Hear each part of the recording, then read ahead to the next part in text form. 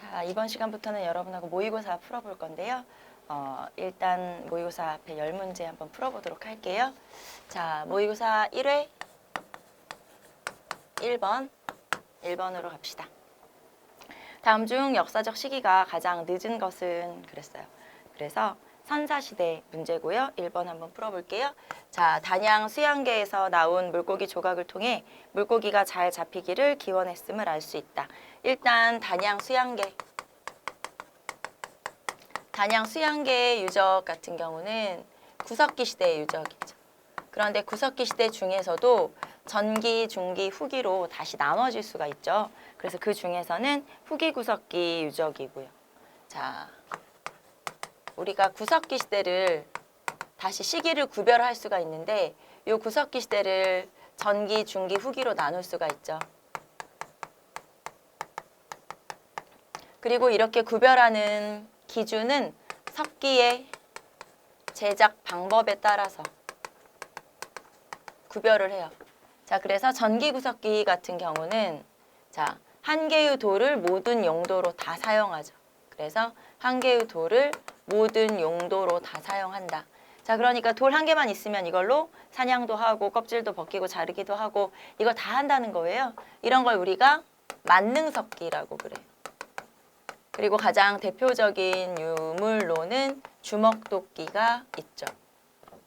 그 다음에 중기로 가게 되면 이제 용도별로 석기를 사용하기 시작해요. 그래서 석기의 이름도 더 다양해지겠죠. 사냥용이 따로 있고, 뭐 조리용이 따로 있고, 그 다음에 뭐 물건을 만드는 공구 이런 게 따로 있는데 사냥용 같은 경우는 찌개, 찌르개, 팔매돌 좀 이름이 좀 싸납죠. 그 다음에 조리용 같은 경우는 글개나 밀개 같은 그런 이름을 가지고 있고, 그 다음에 공구, 공업용 이제 뭐 만들거나 하는 그런 도구로는 세기개, 뚜루개 뭐 이런 것들이 있어요. 그래서 용도별로 사용하고, 그 다음에 중기구석기의 특징은 몸돌에서 격지를 잘라서 사용하는 거예요. 몸돌은 좀 커다란 돌, 그리고 거기에서 격지는 짜잘한 조각 이렇게 볼 수 있겠죠. 그래서 몸돌에서 격지를 만들어 쓰고, 후기로 가면은 이런 격지를 조금 더 정교하게 여러 개를 만들어낼 수가 있거든요. 그런 걸 돌날격지라고 그래요. 자, 그래서 돌날격지를 쐐기 같은 것을 대고 잘라내죠. 쐐기라고 하면 이렇게 뾰족한 못처럼 생긴 걸 말하는 거고, 쐐기를 대고 돌날격지를 잘라서 사용하고 이거를 대량 생산하죠. 여러 개 만들어 사용할 수가 있다. 그런 걸 우리가 이제 후기, 구석기 후기라고 하고요. 요 시기에 가장 대표적인 도구로는 순배찌르개라고 하는 게 있었어요. 그래서 여러분은 요 순배찌르개라는 표현이 나오면 아, 이거 후기 구석기구나 라는 거 알아두시면 되겠죠.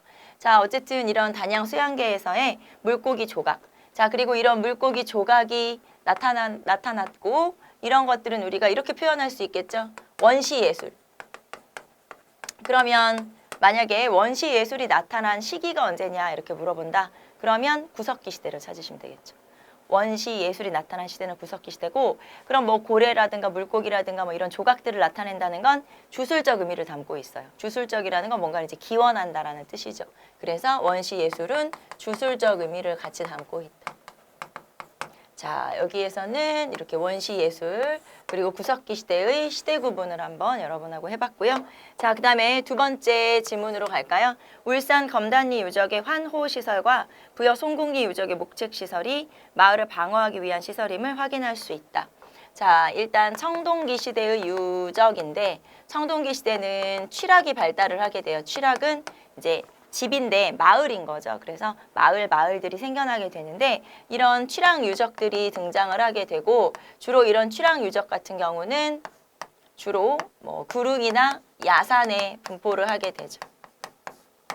청동기 시대의 집은 구릉이나 야산에 분포를 하거든요. 그러면 이런 마을들이 여러 개 생겨나게 되고, 그러면 이 마을들 같은 경우는 이제 자기의 마을을 방어하기 위한 방어 시설들이 등장을 하게 되는 거예요.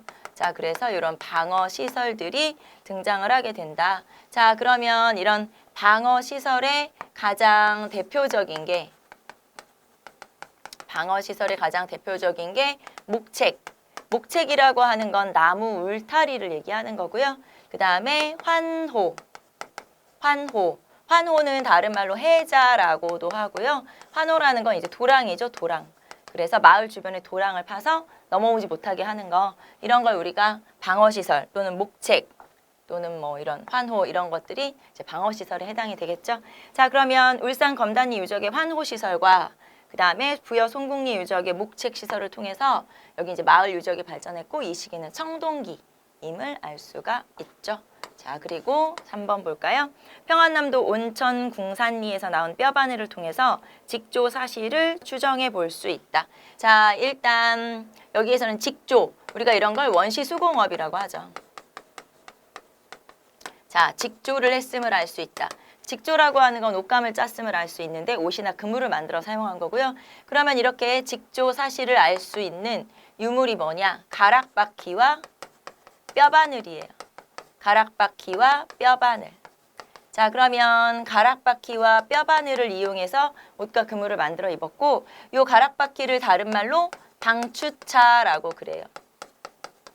이 고고학 용어 같은 경우도 예전에 사용하던 그런 한자어의 한자 어투에 해당하는 그런 용어가 있고 이제 최근에는 다 이제 한글로 바꿔서 이렇게 사용하지만 가끔 시험에는 이 가락바퀴를 방추차라고 이렇게 병용해서 사용하기도 하거든요. 그러니까 가락바퀴가 방추차구나라는 거고, 자, 그 다음에 가락바퀴는 그러면 왜 우리 생긴 모양은 알잖아요, 여러분. 이렇게 동그랗게 생겨가지고 이렇게 장식 같은 것들, 스티치 넣는 것처럼 이렇게 장식이 있고요. 이거를 옆으로 단면도로 보면은 이렇게 생겼어요. 가운데 뚫려 있고 추처럼 생겼죠. 단추처럼. 그래서 여기다 이렇게 막대를 꽂아서 여기다가 나무 줄기 같은 거를 이제 엮는 거죠. 그래가지고 이렇게 돌리면은 나무 줄기가 이제 실 꼬듯이 이렇게 꼬아져가지고 길어지는 거예요. 그러다 보니까 방추차는 뭐 하는 거냐? 실 뽑는, 길게 실 뽑는 도구, 실 뽑는 도구. 그게 가락바퀴. 뼈바늘은 뭐 바늘하고 똑같이 생겼으니까 뼈를 이용해서, 그래서 원시수공업. 자, 그러면 이런 원시수공업이 나타나는 시대가 언제냐 체크를 해보셔야 되겠죠. 시대는 신석기 시대. 자, 그래서 거기 보시면 유적도 한번 확인해 볼까요? 온천궁산리, 궁산리에서 가락바퀴와 뼈바늘이 나왔고 원시수공업을 했던 신석기 시대임을 알 수가 있다. 자, 4번 창원 성산 조개더미 아래층에서는 야철지가 확인되었다. 자, 조개더미를 우리는 패총, 조개더미 또는 조개무지라고 하고요. 패총.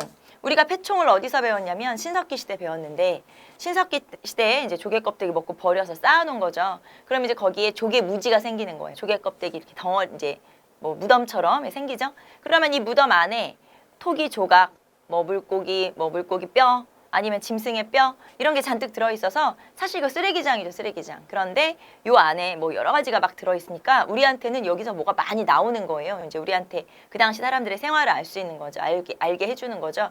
그런데 그러면 패총은 강가나 바닷가에 살았던 신석기 시대만 있냐? 그건 아니죠. 왜냐면 우리가 강가나 바닷가 살 때 그때만 조개를 먹는 건 아니잖아요. 조개는 뭐 청동기 시대에도 먹을 수 있고 철기 시대에도 먹을 수 있죠. 그러니까 패총이라고 하는 유적은 우리가 신석기 시대에 주로 배우지만 사실은 청동기에도 있고 철기에도 존재한다는 거예요. 다만 철기 시대에 여기서 발견된 지금 성산 패총 야철지죠. 여기에서는 조개더미 밑에 봤더니 여기에 철을 만들었던, 철을 다뤘던 그런 장소가 있더라. 말하자면 그런 유적이 있더라. 그러면 당연히 패총도 있고 여기에 야철지가 있으니까 여기서 이제 패총이 중요한 건 아니겠죠. 패총은 어느 시대나 있을 수 있으니까. 그러면 야철지가 있다는 걸 볼 때 요거는 철기구나라는 걸 알 수가 있죠. 야철지니까. 자, 그러면 우리가 시대를 다시 한번 보면 구석기, 그 다음에 청동기, 그리고 신석기, 그리고 철기. 자, 그래서 문제는 뭐였냐면 이 중에서 가장 늦은 시기를 찾아라 그랬죠. 그럼 가장 늦은 시기가 당연히 철기. 이렇게 찾으시면 되죠. 자, 그래서 역사 중 가장 늦은 시기를 골라라. 정답은 4번 이렇게 찾으시면 되겠죠. 선사시대. 선사시대가 여러분이 공부를 하시다 보면 생각보다 외울 게 많아요. 생각보다. 이런 것들 하나하나 뭐 토기, 그 다음에 뭐 여러 가지 뭐 경제에 관한 내용들, 움집도 알아야 되고 무덤도 알아야 되고 또 유적지도 알아야 되고, 그래서 선사시대가 꽤 외울 게 많거든요. 그런데 선사시대는 여러분이 좀 잘 정리를, 물론 뭐 모든 시대를 다 정리를 잘 하셔야 되지만 정리를 해야 되는 게 항상 1번 문제로 거의 출제되는 게 선사시대잖아요. 그럼 이제 1번 문제부터 우리가 헷갈리거나 어렵거나 복잡하다. 어떻게 해야지 난 이번 시험을 어떻게 해야지 망쳤나? 이렇게 될 수가 있어요. 그래서 선사시대에 관한 문제는 사실 틀리시면 안 돼요. 왜 틀리면 안 된다고 얘기하냐면 물론 모든 문제가 다 틀리면 안 되죠. 하지만 나의 멘탈과 관련이 있기 때문에 시험을 보러 갔어요. 한국사를 봤어. 1번부터 나는 뭔 말인지 모르겠어. 그럼 시험을 어떻게 보겠어요? 일단 거기서부터 사람이 멘탈이 흔들리는 거거든요. 이게 별거 아닌 것 같지만 시험장에 가면 여러분이 지금 가지고 있는 이 지식이라든가 나의 이 안정된 어떤 그런 멘탈로는 시험이 안 돼요. 말하자면 가면은 긴장되죠. 막 어떻게 하지? 걱정되지. 이러면서 사람이 뭐 별의별 생각이 다 들면서 분명히 알고 있는 것도 기억이 안 나거든요.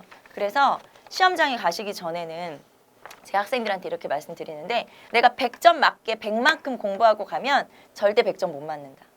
그때 그 분위기 막 눌리는 막 억압 같은 이렇게 그런 막 무거운 분위기가 있잖아요. 그런 거. 그래서 내가 100점 맞아야지라고 생각을 하고 100점 맞을 만큼 공부를 하고 갔어도 절대 100점 맞을 수가 없어요. 긴장되기 때문에.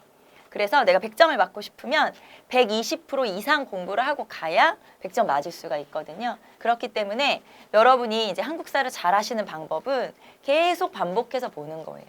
보통 학생들이 나 이거 알아. 넘어가. 그러지 마시고요. 알아요. 아는데 그래도 또 확인하시는 거죠. 그래서 한국사는 진짜 여기서부터 이제 여러분이 시험장 가시기 전까지는 무한 반복이라고 생각하시면 돼요. 무한 반복. 그래서 우리가 1번 문제 풀어봤지만 선사시대 문제는 지금 여기 문제는 그렇게 많이 어렵진 않지만 선사시대 문제도 어렵게 나올 수가 있거든요. 그래서 그런 선사시대 문제 정도는 우리가 꼭 틀리면 안 된다. 그리고 선사시대 문제가 만약에 어렵다. 나 이거 완전 처음 본 거야. 어렵다. 자, 그럴 수도 있거든요. 왜냐면 유적지도 굉장히 많고 하니까. 하지만 일단 처음 본 거, 특이한 거, 이상한 거 이런 거는 잠깐 이제 접어두고 내가 아는 거 중심으로 여러분이 푸시면 돼요. 왜냐하면 기본적인 내용들을 알고 있는지를 물어보는 문제가 오히려 많아요. 새로운 유적지를 가져오거나 새로운 개념을 가져온 건 그건 답이 아닐 경우가 훨씬 많거든요. 그래서 처음 보는 유적지가 나왔거나 처음 보는 게 나왔다 하더라도 일단 그런 거 있잖아요. 당황하지 말고, 알죠 여러분? 당황하지 말고 일단 내가 아는 데서 충분히 기본적인 내용에서 충분히 해결이 가능하다. 그래서 일단 시험장에 가시면 이 멘탈 관리가 굉장히 중요하다라고 하는 거예요.